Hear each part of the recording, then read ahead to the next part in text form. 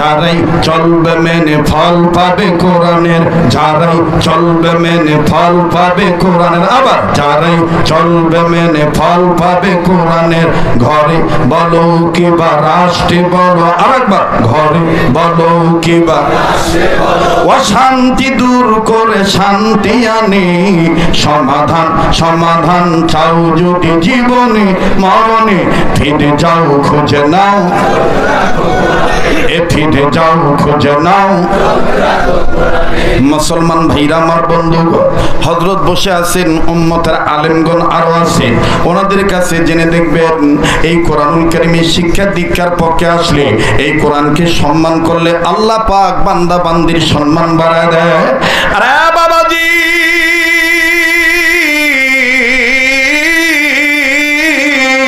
নাম শুনেছেন সুলতান মাহমুদ গজনবী রাহমাতুল্লাহ আলাইহি।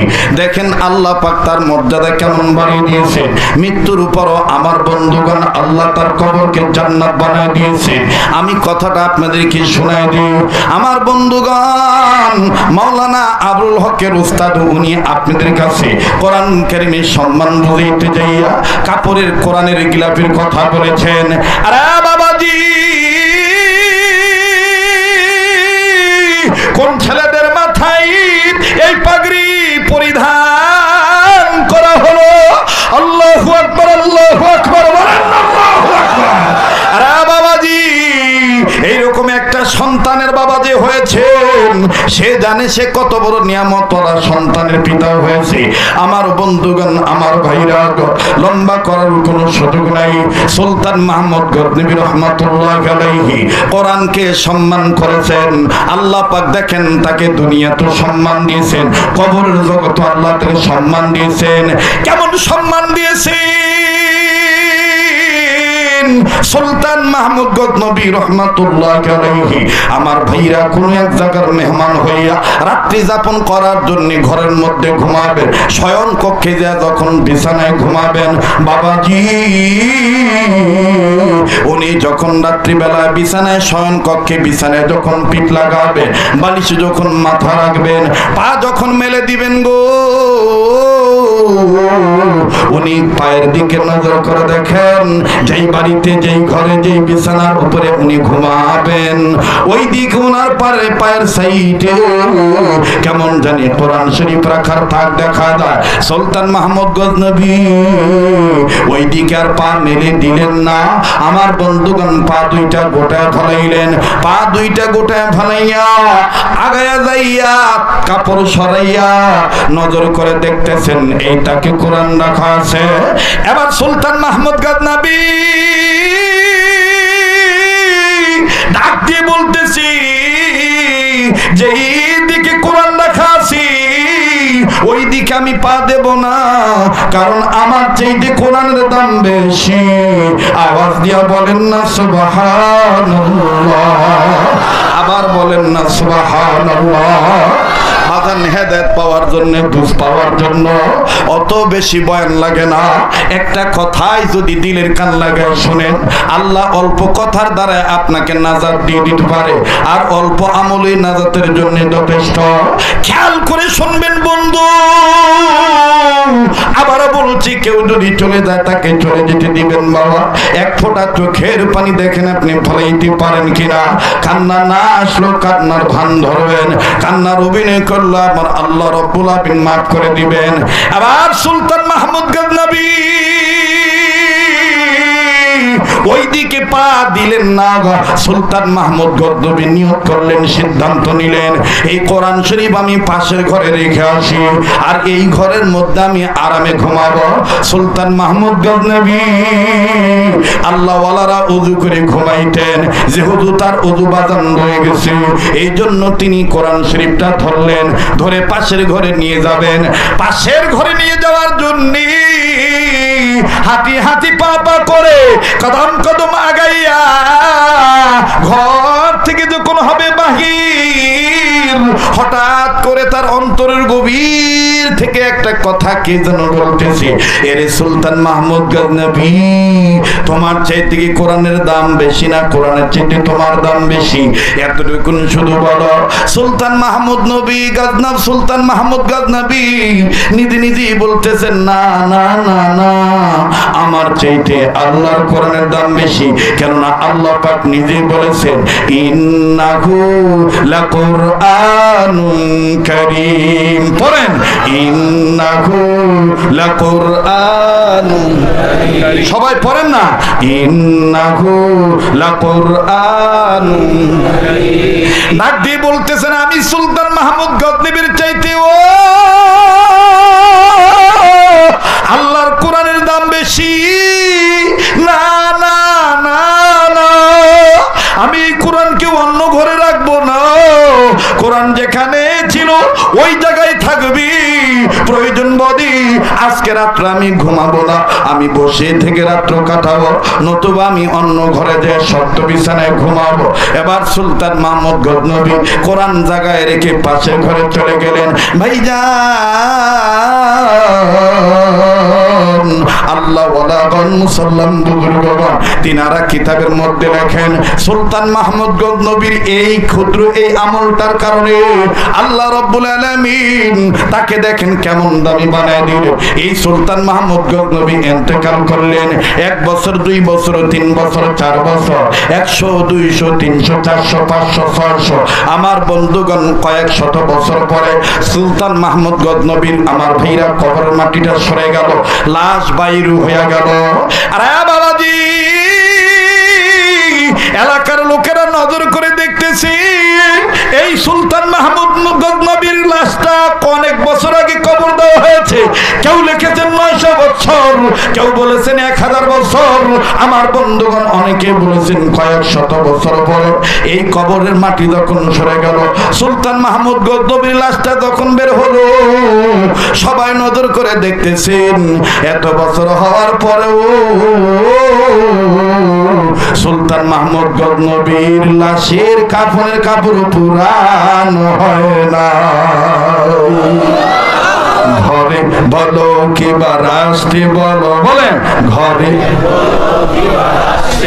আবার ঘরে বলো কিবার আসতে বলো, অশান্তি দূর করে শান্তি আনি, সমাধান সমাধান চাও যদি জীবনে মরণে, ফিরে যাও খুঁজে নাও, মাশাআল্লাহ, ফিরে যাও খুঁজে নাও।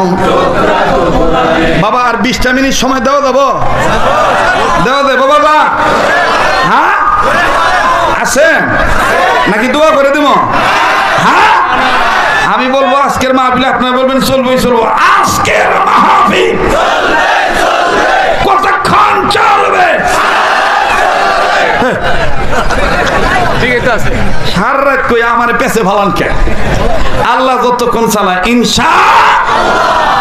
মুসলমান ভাইরা আমার, এবার একটা লোক ডাক দিয়ে কয়, কাফনের কাপড় যেহেতু এত নতুন, এলাকার একজন ফকিকে ডাকা, একজন মুফতি সাহেবকে ডাকা, আমরা তার চেহারাটা দেখতে চাই, দেখি তার চেহারাটা কেমন আছে, ক্ষয় হয়েছে না জয়ী আছে। এবার বাদান কাফনের কাপড় খুললো, কাফনের কাপড় খুলে নজর করে দেখতেছে, মনে হইতেছে সকালবেলা মাটি দিয়েছি। লাশের কোনো ক্ষতি হয় নাই, লাশ অক্ষত অবস্থায় আছে। বলেন হেফাজত করেছেন কে? আবার বলেন হেফাজত করেছেন কে? আমার ভাইরা, তৎকালীন বুজুর্গ রাত্রিবেলায় ঘুমের ঘরে সুলতান মাহমুদ গজনবীকে স্বপ্নে দেখলেন। আল্লাহ ওয়ালাদের স্বপ্ন সত্যি হয় বাবাজি। এই আল্লাহর ওলি সুলতান মাহমুদ গজনবীকে ডাক দিয়ে বলতেছেন, ওগো আল্লাহর বান্দা, আপনার সাথে আল্লাহ কি ব্যবহার করেছে? সুলতান মাহমুদ গজনবী ডাক দিয়ে বলতেছেন, আমার আল্লাহ আমারে মাফ করে দিছে, আমার আল্লাহ আমারে জান্নাত দিয়ে দিছে। বুজুর্গ ডাক দিয়ে বলতেছেন, ওগো সুলতান মাহমুদ গজনবী, আপনাকে আল্লাহ তাআলা কোন আমলের উসিলা মাফ করে দিছে? যদি আপনি আমাদেরকে একটু জানাইতেন, আমরাও আমলটা করতাম। আর কোনাবাড়ি আরিফ কলেজ এলাকার বাপ ভাইরা, জরুন বাজার এলাকার বাবারা ভাইরা, জীবনে আর কোনোদিন আসি বা না আসি, জীবনের শেষ বয়ান মনে করে বয়ান করছি। দেখেন তো দেখি বাজান দিলটা নরম হয়নি। সুলতান মাহমুদ গজনবী রাহমাতুল্লাহ আলাইহি ডাক দিয়ে বললেন, আমার কোন আমলের কারণে আল্লাহ আমারে মাফ করে জান্নাত দিয়েছে, আল্লাহ আমাকে ভালো রেখেছেন, আমি তোমাকে বলছি, তুমি শুনে নাও। আমিও বলবো, কিন্তু বাজান আমি আপনাদের কাছে বলতে চাই, কোন কোন বুজুর্গ লিখেছে কোরআনুল কারীমের দিকে তাকাইলেও আল্লাহ পাক বান্দার সম্মান বাড়ায় দেয়, আল্লাহ পাক বান্দা বান্দির ইজ্জত বাড়ায় দেয়। এইজন্য তো বাজান হাকিমুল উম্মত মুজাদ্দিদুল মিল্লাত আশরাফ আলী থানভী রাহমাতুল্লাহ লিখেছেন, আল্লাহ পাকের মহব্বত নিয়ে যদি কোনো বান্দা বান্দি কয়েকটা বস্তুর দিকে তাকায়, আল্লাহ তাদের প্রতি খুশি হয়ে যায়। নাম্বার 1 হলো কাবা ঘর বাইতুল্লাহ, নাম্বার 2 হলো কোরআনুল কারীম কালামুল্লাহ, নাম্বার 3 হলো হক্কানি রব্বানি উলামায়ে কেরাম ওলি আল্লাহ, নাম্বার 4 হলো আপন মা আর বাবার চেহারা দেখা। আরে বন্ধু, কোরআন দেখলো সব হয়, কাবা ঘর দেখলো সব হয়, আমার বাইরা ওলিদের চেহারার দিকে তাকাইলো সব হয়, মা বাবার চেহারার দিকে তাকাইলো আল্লাহ গুনাহ মাফ করে দেয়, কবুল হজের সওয়াব আল্লাহ মায়ের চেহারা দেখার বরকতে দান করে দেয়। আওয়াজ দিয়া বলেন না সুবহানাল্লাহ। বাদান আজকের মাহফিলে ইস্তেদ উলামায়ে কেরাম আছে, অনেক সন্তান আপনারা আছেন, মার জন্য আপনি কাঁদবেন, বাবার জন্য আপনি কাঁদবেন। বাবা, আজকে যদি আমি আপনি মা বাবার জন্য কাঁদি, আমার আপনার ছেলে মেয়েও কিন্তু আমার আপনার জন্য কাঁদবে। আর যদি আমি আপনি মা বাবার জন্য দোয়া করে যাই, আমার আপনার ছেলে মেয়েও কিন্তু আমার আপনার জন্য দোয়া করবে। আরে বাবাজি, কেন আপনি কাঁদবেন না? কেন আপনি দোয়া করে যাবেন না? শেষ ভালো তার, সব ভালো তার। বলছেন নবী সরওয়ার, আমি 1 মিনিটে 2-3 মিনিট, সর্বোচ্চ 5 মিনিট আমি আপনাদেরকে একটা উদাহরণ দিয়া মিসাল দিয়া বুঝাইতে চাই। আজকে আমি মা বাবার জন্য কাঁদতে চাই না। ও যুবক, আজকে তোমার বাবা বেঁচে আছে, তুমি পুরা বলো, এই বাবা যাদের দুনিয়ায় নাই তাদের মতন বড় দুঃখের কেউ নাই। এই দুনিয়ায় যাদের মা নাই তাদের মতন বড় অভাবী আর কেউ নাই। আরে ভাইয়া, নেটে আপনারা শুনে থাকতে পারেন পুরানো কথা, আজ আমি আপনাদেরকে স্মরণ করে দিয়ে বলতে চাই, দুনিয়ায় যাদের মা নাই তাদের মতন বড় অভাবী আর কেউ নেই। আমার ভাইরা, আজ থেকে অনেক বছর আগের ঘটনা। বাবাজি বরিশাল বিভাগে বয়ান করার জন্য যাও। যুবক, তুমি কোন মায়ের বুড়ি কয়ে গালি দাও? যুবক, তুমি কোন মায়ের জন্য আজকের মাহফিলে এসে একটু দোয়া করতে পারল না? যুবক, কিসে তোমারে ভুলায়া রাখছি? বরিশাল বিভাগে বয়ান করার জন্য যাব। তৎকালীন সময় বাজান পদ্মা সেতু ছিল না, ফেরিতে পারাপার হইয়া নদী পারাপার হওয়া লাগতো ফেরি দিয়া। আমার বন্ধুগণ, আমার গাড়ি উঠবে, গাড়ির আগে পিছে অনেক গাড়ি উঠেছে। গাড়িটা যখন আমার উঠে গেল, লক্ষ্য করে শুনবেন বাবা আমার ভাইরা, আমি এক সাইডে গাড়ি থেকে নামিয়া দাঁড়াইলাম। দাঁড়ায় নজর করে দেখতেছি গাড়ি ওঠার দৃশ্য খুব ভালো লাগতেছে। নজর করে দেখতে পাইলাম একটা অ্যাম্বুলেন্সও বাজান উঠতেছে, কিন্তু অ্যাম্বুলেন্সটার ডান বাম সাইডে লেখা আছে লাশবাহী গাড়ি। অ্যাম্বুলেন্সে আমার বন্ধুগান লাশ আছে না নাই এটা আমার বোঝা ছিল না, ধারণা ছিল না। ভালো করে খেয়াল করে দেখতে পাইলাম অ্যাম্বুলেন্সের এক সাইডে লুকিং গ্লাসের সাইডে লাল কাপড় বাঁধা। এই লাল কাপড় বাঁধা দেখি বুঝতে আর বাকি রইল না যে লাশ নাই, অবশ্যই লাশ আছে। কিন্তু বাবাজি, মহিলা মানুষের লাশ না পুরুষ মানুষের লাশ এটা আমার জানা নাই। আমার বন্ধুগণ ফেরি যখন ছেড়ে দিল, নিজের গাড়িতে যাইয়া যখন বসলাম, পিছনে গ্লাসটা নামাইলাম, বাহিরের উন্মুক্ত হাওয়া গ্রহণ করব।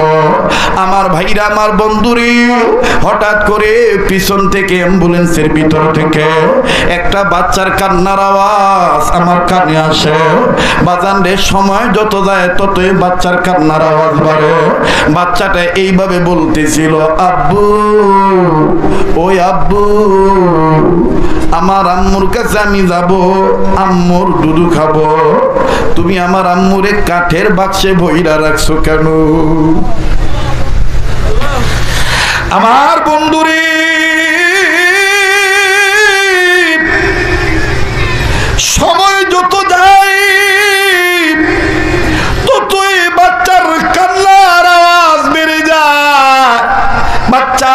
খালি কান্দার ডাক দিয়ে কয় আব্বু তুমি আমার মায়ের কাঠের বাক্সে বইরা রাখছো কেন?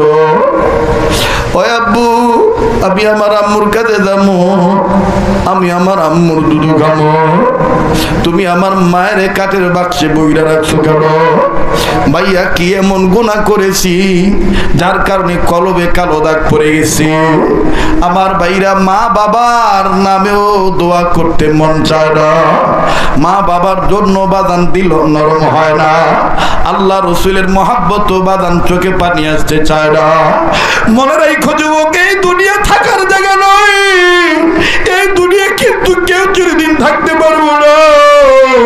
আমি জানি না এই ময়দানে কার মা নাই, এই ময়দানে কার বাবা নাই।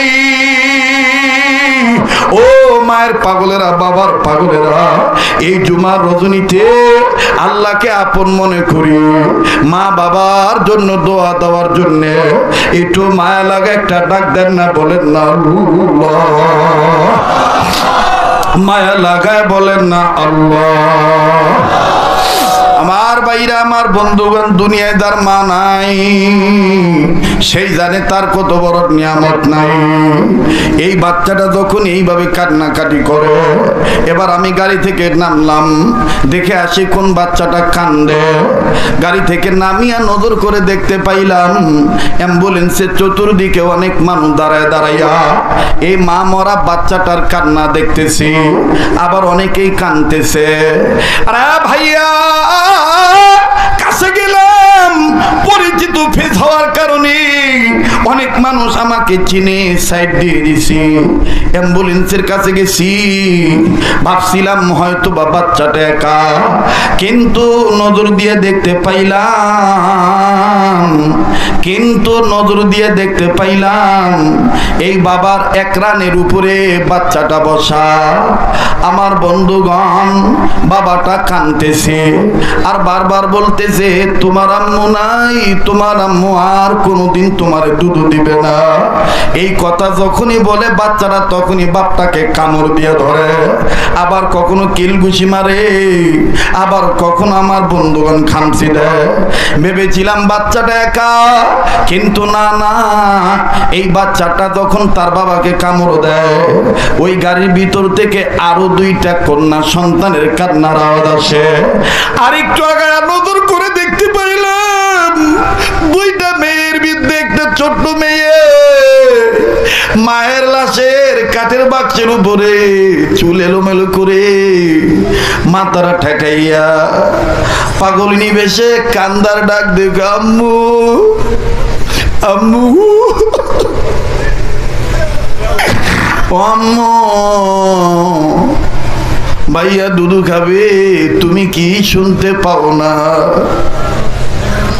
আমার ভাইরা উপস্থিত সবাই কান্দে। বাবা অপারগ হইয়া আল্লাহর কাছে কান্দার ডাক দিয়ে আল্লাহ, আমার এইটা কোন পরীক্ষা ভালাইল, আমার এইটা কোন পরীক্ষা ভালাইলা, এদেরকে কেমনে বুঝাই এদের মা দুনিয়ায় নাই।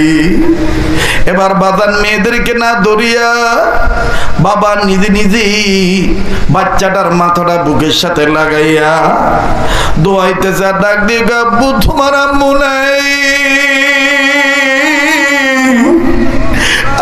আর কোনদিন তোমার আম্মু তোমারে দুধ দিবে না, তোমার আম্মু মরিয়া গেছে। যা মাত্র এই কথাটা বলছে, এই বাচ্চা ছেলেটা আমার বন্ধুগণ বাবাকে এত দূরে কামড় দিছে, আর নাকের ফুটার ভিতর দিয়ে হাত ঢুকে যখন সারা দেয়, আমি নজর করিয়ে দেখতে পাইলাম বাবার নাক থেকে রক্তের ফুটা গড়গড়ায় পড়ে, আর বিভিন্ন জায়গায় কামড়ের দাগ, কানের কাছে কামড়ের দাগ, গলার কাছে কামড়ের দাগ, ঘাড়ের কাছে কামড়ের দাগ। আমার বন্ধুগণ, বাবা বাচ্চাটার প্রতি কোনো ধরনের রাগ গোসা করে না, বাবা বাচ্চাটাকে কোনো ধমক দেয় না, খালি কান্দার ডাক দিয়ে কামালি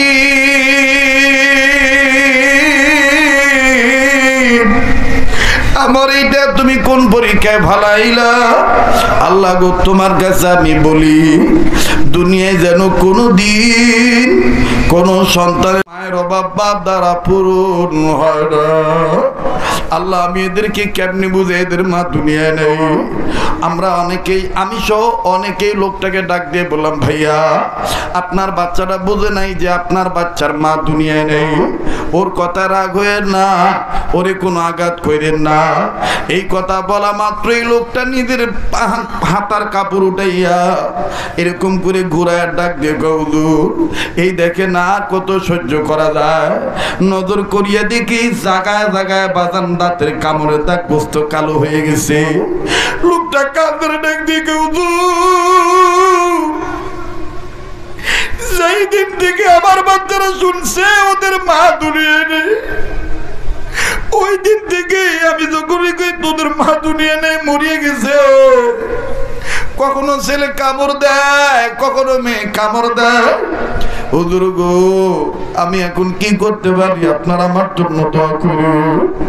আর দোয়া কইরে দুনিয়ায় যেন কোনো দিন কোনো সন্তানের কাছের থেকে বাপের আগে মায়ের আল্লাহ না নিয়ে যায়।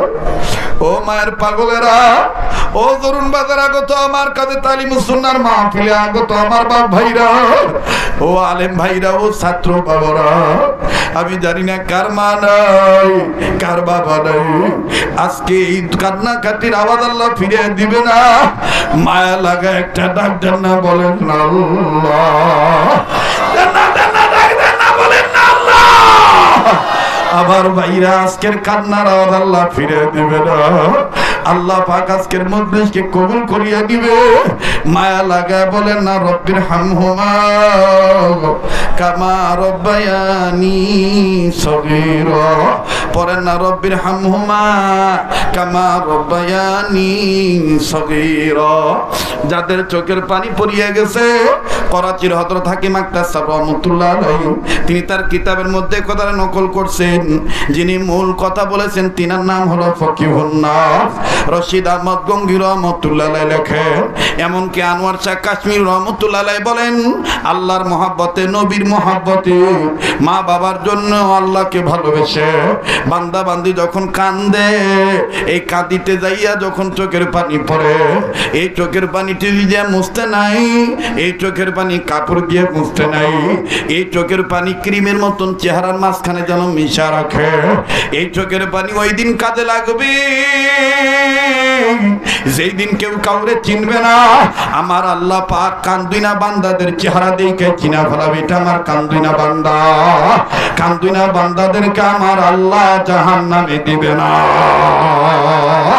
মায়া লাগা একটা ডাক দেন না আল্লাহ, একটু করে বলেন না আল্লাহ, আবার বলেন না আল্লাহ। ও দোকানদার, ও বাড়িওয়ালা, ও গাড়িওয়ালা, আমি অদমের সাথে মোনাজাত করলে ঠকবেন না। যে হাতটা দিয়ে আল্লাহ বারবার কাবা ধরা, যে হাতটা আল্লাহ ওয়ালাদের হাতের সাথে লাগানো, এই হাত আমি আপনাদেরকে নিয়ে উঠাবো। আপন মাওলার কুদরতি দরবারে যখন হাত তুলব, আপনারা মোনাজাত করিয়ে যাই, দোয়া না করিয়ে কেউ যাইয়েন না। শেষ ভালো তার, সব ভালো তার। আমার বন্ধুগণ, আমার ভাইরা, কেন আপনি ছেলে মেয়েকে আপনি আলিফ লাম মিম পড়াবেন না? কেন আপনি সত্যের বিধান কোরআন শরীফকে শিক্ষা দিবেন না? আরে বাবাজি, সুলতান মাহমুদ গজনবী ডাক দিয়ে বলতেছে, আমার কোন আমল ছিল